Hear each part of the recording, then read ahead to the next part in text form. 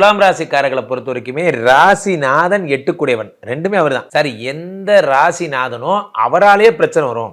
எந்த மனைவியை நம்ம மனைவி விஷயத்தில் நம்ம எவ்வளோ பிரியமாக நடந்துக்கிறோமோ அதே மனைவியே கேஸ் போட்டுருவாங்க. உலகத்திலே பெரிய கஷ்டம் என்ன அப்படின்னா, நாம் யாரை விரும்புகிறோமோ அவங்களே நமக்கு எதிராக செயல்படுறது தான்.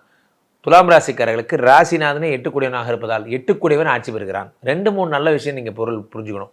ஒரு நல்ல விஷயம் என்னென்னா, எட்டுக்குடையவன் ஆட்சி பெறும் பொழுது என்ன ஆகும்னா, அசையா சொத்துக்கள் வந்து சேரும். எட்டுக்குடையவன் ஆட்சி பெறும் பொழுது அசையா சொத்துக்கள் வந்து சேரும். அதே மாதிரி எட்டுக்குடையவன்னா என்ன அப்படின்னா, ப்ராப்பர்ட்டி, பேங்க் விஷயங்கள், அதெல்லாம் மாங்கல்ய பலம். சில பெண்கள் என்ன ஆவாங்கன்னா, அவங்களோட கணவர் பார்த்தீங்கன்னா ஹாஸ்பிட்டலில் இருப்பார், அந்த மாதிரி சம்திங்கு.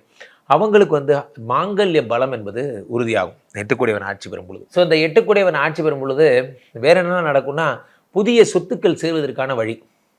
மாமனார் வருவார், இந்த மாதிரி மாப்பிள்ளை நீங்கள் இந்த மாதிரி பண்ணுங்கள், நீங்கள் 2 பேருமே இந்த வீட்டிலே இருந்துங்க, இங்கே இருக்கிற அப்படியே நம்ம காணியவே பார்த்துக்குங்க, அதாவது நம்ம தோட்டத்தை பார்த்துங்க, அந்த மாதிரி சம்திங். ஸோ ஒரு பெரிய வாய்ப்பு, பூர்வீகத்தில் குடியேறதுக்கான வாய்ப்பு, அதே மாதிரி அங்கேயே இருக்கிறதுக்கான வாய்ப்பு போன்றவையெல்லாம் கிடைக்கும்.